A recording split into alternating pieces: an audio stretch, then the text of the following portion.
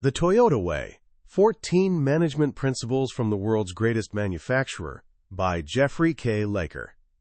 Picture this. It's the early 1980s in Fremont, California, and there's a car factory that's basically a disaster zone.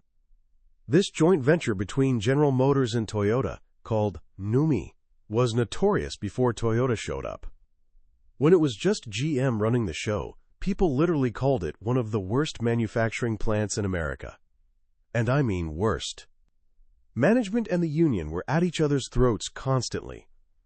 Workers were so fed up they'd actually sabotage cars rolling down the assembly line. The quality? Absolutely terrible. And get this. Absenteeism was so bad that every Monday morning, managers would show up not knowing if they'd have enough people to even start production. It was a place where trust didn't exist, pride was non-existent, and the future looked bleak. Eventually, GM threw in the towel and shut the whole thing down, putting thousands of people out of work. Total, complete failure. But then something wild happened. Toyota agreed to reopen the plant as part of the joint venture. And here's where it gets crazy. They decided to hire back the exact same workforce. Yes, the same people who'd been sabotaging cars just months earlier. Everyone thought Toyota had lost their minds. GM executives practically begged them to reconsider, but Toyota stuck to their guns. They brought back those same workers, flew the union leaders to Japan for 3 weeks to see how things operated there, and then started running the plant the Toyota way. Within 12 months, that same plant with the same people became the top-performing automotive facility in all of North America. Not just good, not just better, the best. Productivity shot through the roof.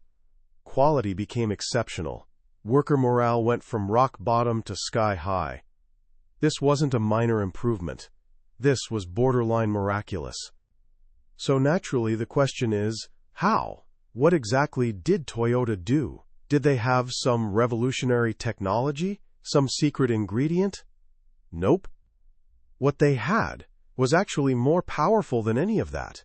They had a philosophy, a completely different way of thinking, a culture so deeply ingrained that they simply call it the Toyota Way.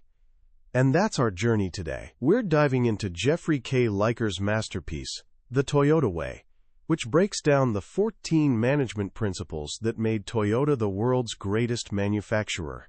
Laker, a professor at the University of Michigan, spent over 20 years studying Toyota, trying to crack the code on their consistent excellence. What he discovered wasn't just business strategy. It was a profound lesson in building something that truly lasts. Here's what I'm promising you for the next few minutes. We're not just talking about assembling cars. We're uncovering the blueprint for building excellence itself. You'll learn how to spot hidden waste in your own life, how to solve problems at their roots, and how to build a culture, whether in a company or just in your personal habits, that keeps getting better every single day.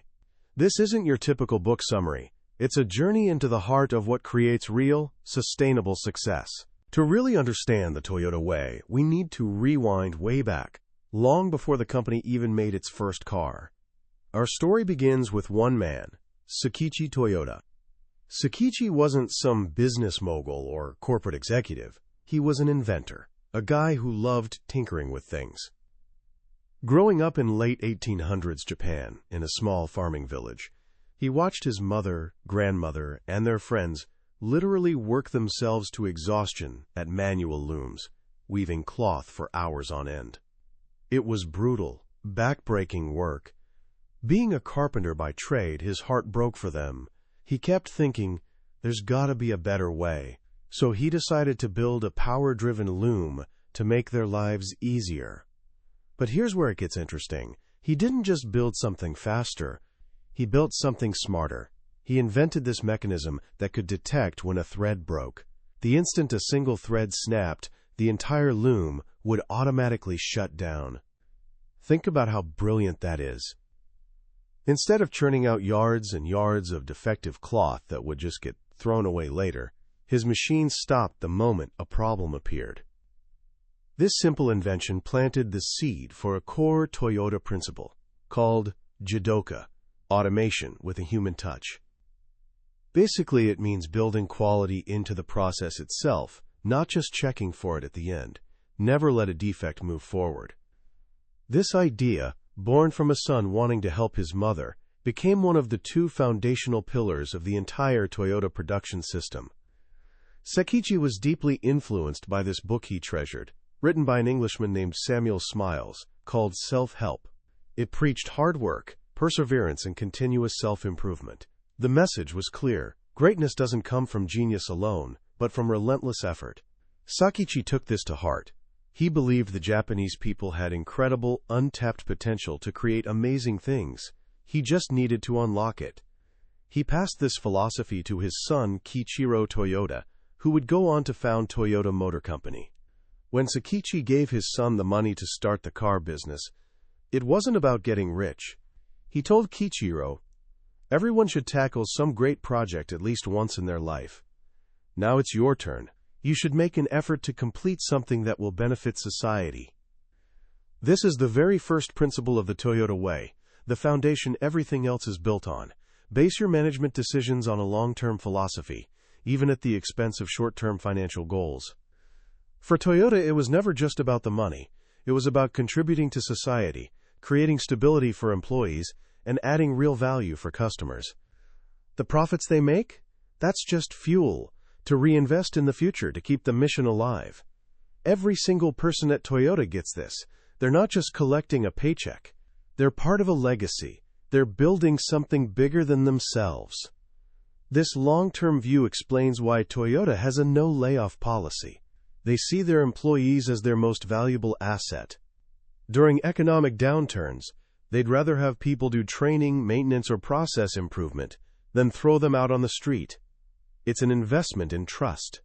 And that trust pays back 1,000 times over in loyalty and commitment. After World War II, Japan was devastated. Toyota was this tiny, struggling company with basically no money, no resources, and a tiny market. Meanwhile, across the ocean, American giants like Ford and General Motors were dominating the world with mass production. Their philosophy was straightforward: make as many parts as possible, as cheaply as possible, run the machines non-stop, around the clock. This created massive batches of parts that would then sit in enormous piles of inventory, waiting to be used. E.g. Toyota, one of the founding family members, toured Ford's factories in the 1950s. He was impressed, sure, but he also spotted a fundamental flaw. He saw warehouses that looked like factories, and factories that looked like warehouses. Forklift trucks constantly moving mountains of material everywhere. Workers keeping machines busy, whether the parts were needed or not. The system was built on massive volume, and it was drowning in waste. Toyota couldn't compete with that approach. They didn't have the space, the money, or the market for mass production. They needed to make different types of cars on the same assembly line to satisfy their limited customer base. They needed flexibility. So AG came back to Japan and gave this challenge to a brilliant young production engineer named Taiichi Ono: catch up with Ford's productivity. It seemed impossible.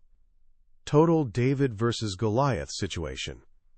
Ono didn't have fancy consultants or sophisticated software.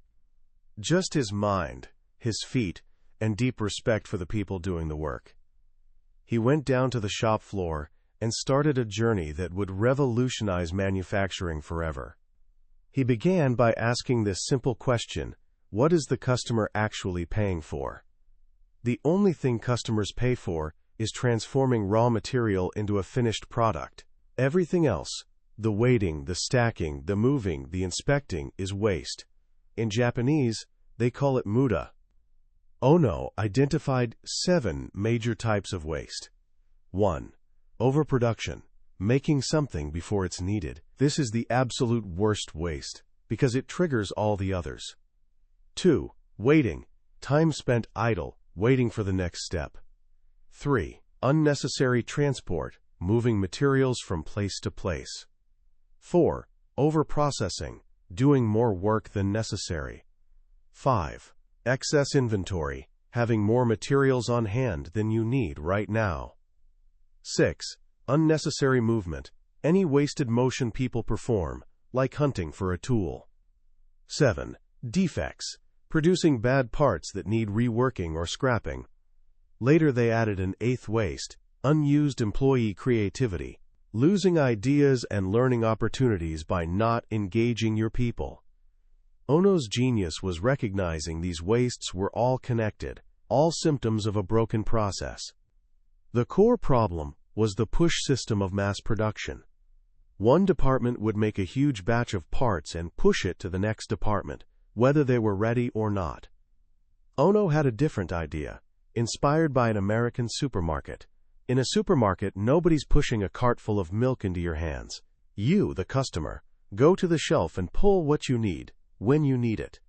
The store simply replenishes what you took. What if a factory could work the same way?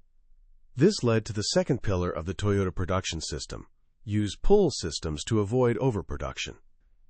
Instead of complex computer schedules telling everyone what to make, Ono created this simple visual system called Kanban. A Kanban is just a card or signal.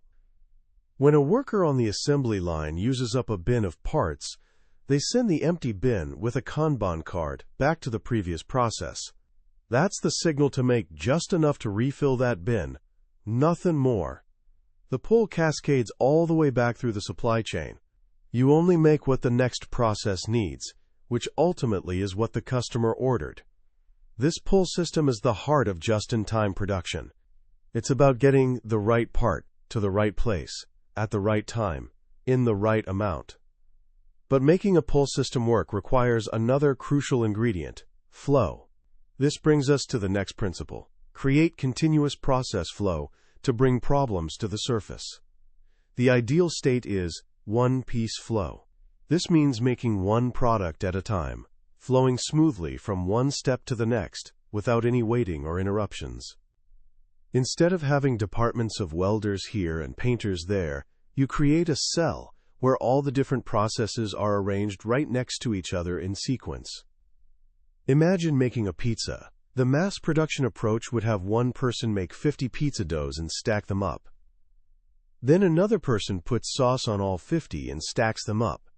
Then someone else adds cheese to all 50. The Toyota way is making one pizza, from dough to sauce to cheese to oven, all in one continuous flow. The difference in speed and quality is staggering. With one-piece flow, you can have the first finished pizza in minutes, instead of waiting for an entire batch to be done. And remember Sakichi's loom? If there's a problem, say you used the wrong topping, you discover it immediately on that one pizza, not after making 50 bad ones.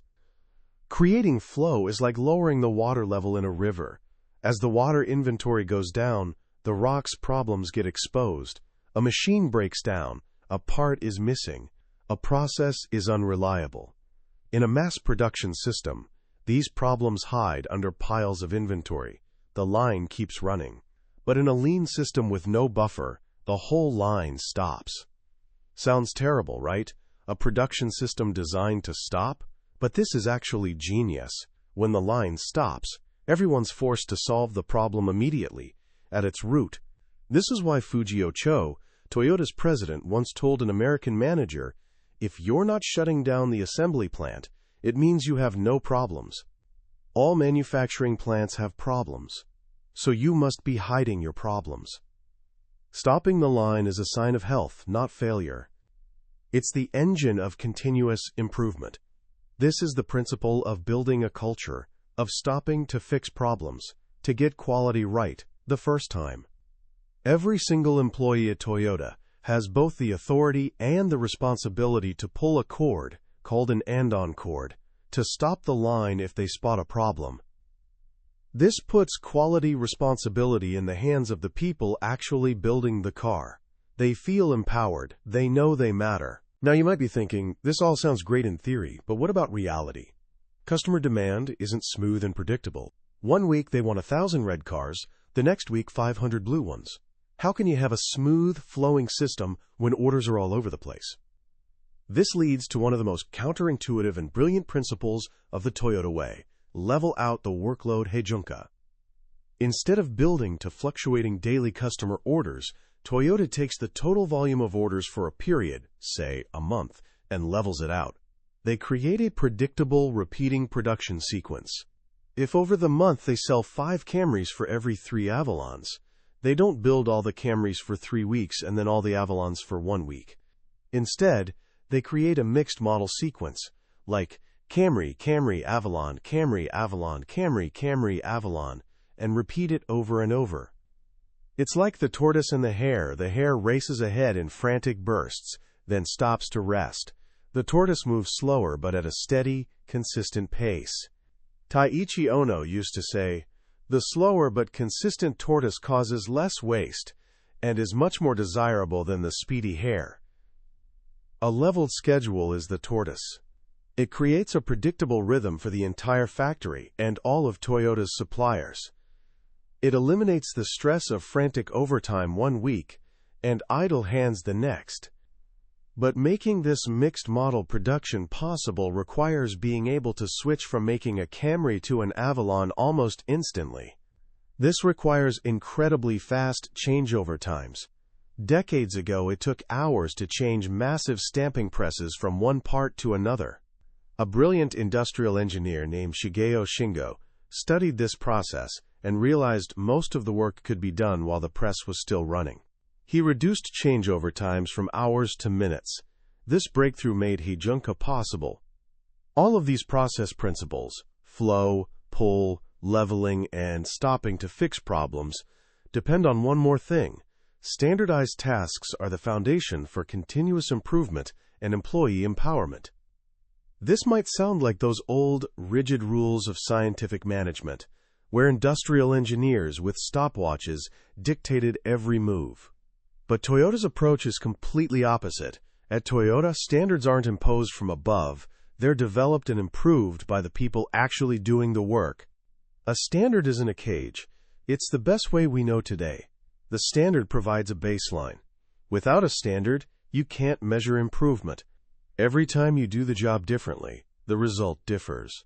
But once you have a stable, repeatable process, you can start experimenting and finding better ways. When you find one, that becomes the new standard. Standardization doesn't stifle creativity, it enables it. It frees people up to focus on the higher-level task of improving the process. To support all this, Toyota uses the principle of visual control, so no problems are hidden. In a Toyota plant, you can tell at a glance if things are normal or abnormal. Tools have shadow boards, painted outlines showing exactly where they belong. Floors have lines marking where inventory should be and how much. And on lights, signal the line's status. Process control boards, often simple whiteboards, track progress against the plan in real time. Everything's designed to make the system's status visible to everyone. You don't need to log into a computer to know what's happening. You just have to open your eyes. This brings us to Toyota's view on technology. Use only reliable, thoroughly tested technology that serves your people and processes. Toyota is surprisingly conservative with new tech. They believe people are the most flexible resource you have. They'll always work out a process manually first. Once the process is stable and efficient, only then will they consider if technology can support it. They never let technology replace human thinking. And that's the perfect transition to the next, and perhaps most important, section of the Toyota way. The right process is crucial, but it's nothing without the right people. One of the most common phrases you'll hear at Toyota is, "Before we build cars, we build people." This isn't just a nice slogan, it's the core of their philosophy. This is where we see the principles of growing leaders who thoroughly understand the work, live the philosophy, and teach it to others, and developing exceptional people and teams who follow your company's philosophy.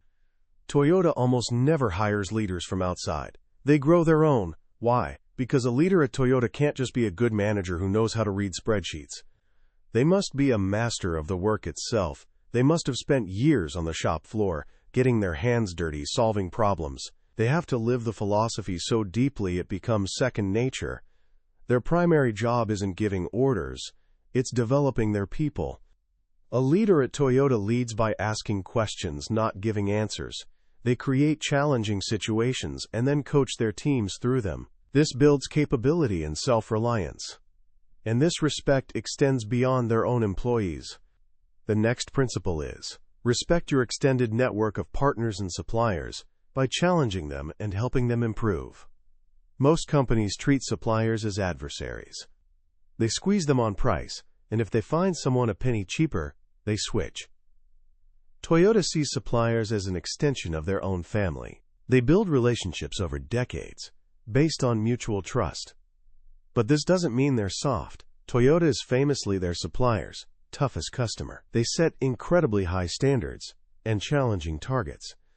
But then they work side by side with the supplier to help them achieve those targets. They send their own experts into the supplier's factory for free to teach them the Toyota production system. They challenge them to get better, then help them get there. The story of the Aisin fire in 1997 is legendary. A fire destroyed the factory of a critical supplier that made a small but essential brake valve. Aisin was the sole source for this part. With Toyota's just-in-time system, they only had about 2 days of inventory. After that, their entire global production would grind to a halt.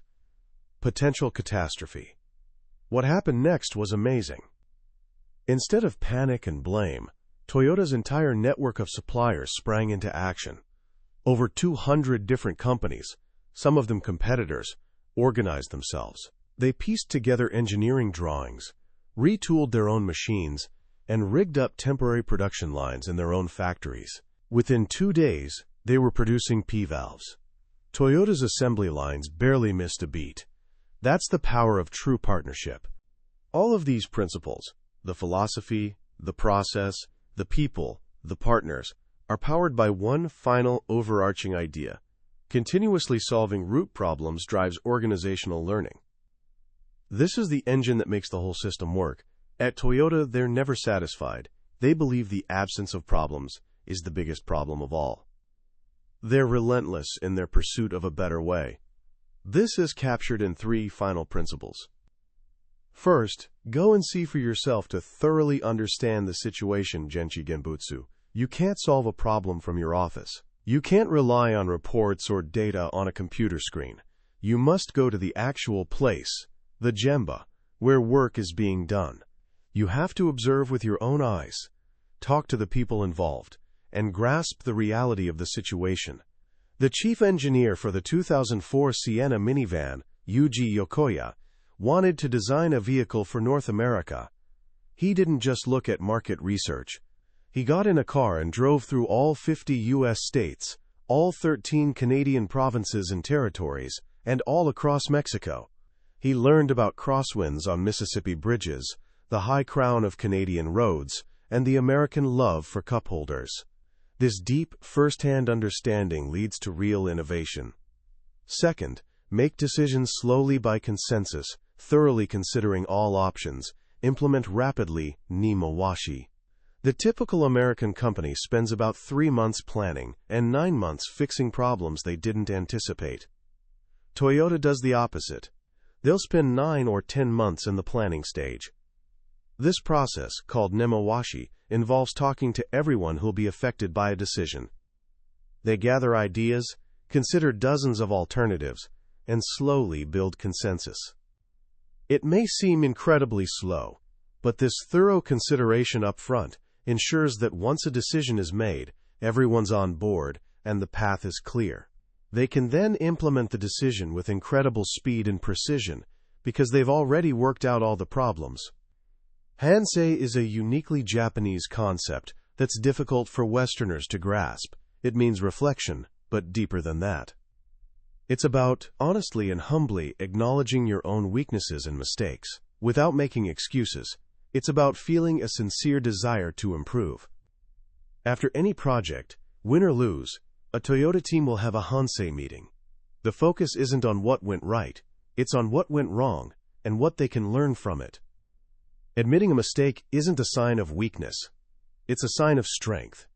It's the starting point for Kaizen, the philosophy of continuous, incremental improvement. This is the cycle of learning at Toyota. You standardize the best process you know. You continuously look for ways to improve it. You reflect on your shortcomings. And you create a new, better standard, day after day, year after year. That is the Toyota way. It's not a set of tools or tricks. It's a deep, living culture, built on a long-term philosophy, a belief in the right process, profound respect for people, and an unending drive to learn and improve. It's the reason why a company that started with a tinkerer in a small village became the greatest manufacturer the world has ever seen. When you step back and look at the entire system, at all 14 principles working together, one thing becomes incredibly clear. The magic of Toyota isn't in any single tool, like Kanban or Andon cords. Many companies have tried copying those tools and failed, sometimes spectacularly. The real secret, the true heart of the Toyota way, is that very first principle we talked about, having a long-term philosophy. It's the foundation. Without it, the whole house collapses. In a world obsessed with quarterly earnings, stock prices, and short-term gains, Toyota's commitment to its mission, to its people, its customers, and to society is almost revolutionary. They genuinely believe that if they do the right thing, day in and day out, and focus on building people and improving their processes, the financial results will naturally follow. And for decades, they've been proven right. This is a profound challenge to the way most of us think about success. We often look for the shortcut, the hack, the quick fix. But Toyota teaches us that there are no shortcuts. True excellence is built slowly, steadily, and deliberately. It's built on a culture of discipline, respect, and relentless learning. So what can we take away from this? How can you, a curious, ambitious 17-year-old, apply this in your own life? You don't need a factory to practice the Toyota way. First, try applying the 5 whys. The next time you face a problem, maybe you procrastinated on an assignment or had a disagreement with a friend. Don't just fix the surface issue. Ask yourself why it happened. Then ask why that happened, and again, 5 times. You'll be amazed at how often you uncover a root cause you never expected, and the solution becomes much clearer. Second, practice Genshi Genbutsu, go and see. Before you form a strong opinion about something or someone, go to the source. If you're trying to understand a concept for school, don't just read the summary. Go deep into the material. If you're trying to solve a problem in a club or on a team, don't rely on secondhand information. Go and observe the situation yourself. Deep understanding is the only solid ground for building good decisions. And finally, embrace Hansei. Embrace reflection. It's easy to celebrate our successes, but it takes real courage to look honestly at our failures and weaknesses. But that's where true growth happens. At the end of each week, take just a few minutes to reflect. What went well? What didn't? What did I learn? What will I do differently next week? This simple act of reflection is the starting point for continuous improvement, for Kaizen. The Toyota way isn't just a manual for running a business. It's a guide for living a life of purpose, discipline, and constant growth. It teaches us that the greatest things aren't built in a day. They're built with patience, with care, and with a deep belief that we can always be better. That was a summary of The Toyota Way by Jeffrey Liker. We've touched on the major ideas today, but I'll be honest with you, a summary can only take you so far. The real power of this book lies in the details, the stories, and the depth of the examples that bring these principles to life. This summary is designed to give you a framework, to help you see if this way of thinking resonates with you. If you felt a spark today, if any of these ideas have made you think, that just makes sense, then I encourage you to pick up a copy of the book. Reading it isn't just about learning business tactics. It's an experience that can genuinely change how you approach your work, your goals, and even your daily life. The link to the book is in the description. Also, if you found this journey into the Toyota way valuable, please show your support by hitting that like button and subscribing to the channel. That way, you won't miss our next exploration into another life-changing book. Let's keep learning and growing together.